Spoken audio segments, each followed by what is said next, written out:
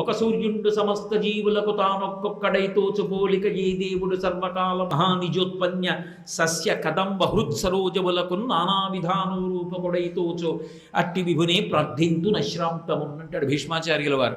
ఆయన లోకబాంధవుడు, సమస్త ప్రాణులు ఆయనని చూసి సంతోషపడిపోతారు. కందెరయగుచు లోకమంతా కళ్ళు విప్పుతుంది ఆయన ఉదయిస్తే. అంతటి మహానుభావుడు కాబట్టి మిత్ర, అందరికీ బంధువు కాబట్టి సూర్యుడు మిత్ర శబ్దంతో కీర్తింపబడతాడు. అందుకొచ్చింది మిత్ర అన్నమాట సూర్యుడికి. అటువంటి మిత్ర సూర్యుడు ఒక కన్ను ఆయనకి. ఎవరికి? శ్రీ మహావిష్ణువుకి. శశి, శశి అంటే చంద్రుడు. ఎందుకని అంటే చంద్రబింబంలో కుందేలులో ఉంటుంది ఒకటి, శశకం అంటారు. పైకి చూస్తే నల్ల మత్స ఓ కుందేలు బొమ్మ ఉన్నట్టు ఉంటుంది. కుందేలుని ధరించి ఉన్నవాడు కాబట్టి ఆయనకి శశి అని పేరు.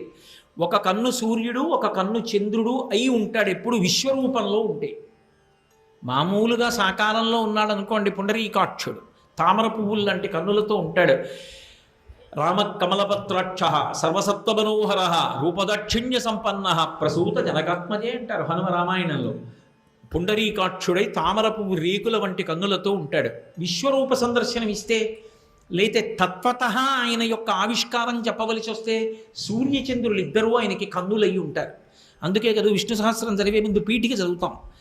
క్షీరోధన్వత్ ప్రదేశేషుచిమణి విలసత్సైకతే మౌక్తికానాం మాలా క్లుప్తా సనస్త స్ఫటికమణినిభైర్మౌక్తికైర్మండితాంగ శుభ్రైరభ్రైరదభ్రైరుపరి విరచితైర్ముక్త పీయూషవర్షై ఆనందీన పునీయాత్తరి నళిన గదా శంఖపాణిర్ముకుంద భూ పాదౌ యస్య నాభి వీరసుర నిలచంద్ర సూచంద్ర సూర్యౌ చ నేత్రే కర్ణామాసా శిరోద్యౌ ముఖమపి దహనో యస్య వాస్తేయమబ్ధి అంతస్తం యస్య విశ్వం సురనర ఖగవో భోగి గంధర్వ చిత్రం బ్రహ్మరమ్యతేతం త్రిభువన వపుషం విష్ణుమీశం నమామి అంటాం.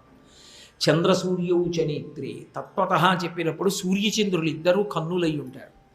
సుప్రభాతంలో కూడా అంటుంటారు అవనీత నయాక మనీయకరం రజనీకరచారు ముఖంబురుహం రజనీచర రాజతమోమిహిరం మహనీయమహం రఘురామమయే సుముఖం సుహృదం సులభం సుగతం సనుజం చ సుకాయ మమోఘశరం అసహాయ రఘుద్వహమన్యమహం నకథంచన కంచన జాతు భజే అని.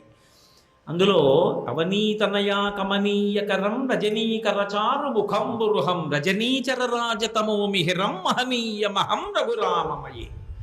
సీతమ్మ తల్లి దగ్గరున్నప్పుడు చంద్రబింబంలా ఉంటాట ముఖం. రావణాసురుడి వంటి రాక్షసుల వంక చూసినప్పుడు చీకటిని పోగొట్టే సూర్యబింబంలా వెలుగుతుంటుందిట ముఖం. సూర్యుడు ఆయన్ని ఇలా కనువెత్తి చూడలేం. ఆయన అంత తేజస్సుతో దుర్నిరీక్షుడై ఘోర రూపంతో రాక్షస సంహారం చేస్తాడు. అదే పరమాత్మ భక్తుల పాలిట పరమ ప్రసన్నమూర్తి అయి కనపడతాడు. అందుకని సూర్య చంద్రౌచ నేత్రే కాదు, ఆ రెండు నేత్రములు చేసుకుని లోకాన్నంతటిని పోషిస్తూ ఉంటాడు. సూర్యచంద్రుడు లేకపోతే ఆహారం ఎక్కడుంది, కాలగమనం ఎక్కడుంది? కాబట్టి లోకపోషణం చేస్తాడు.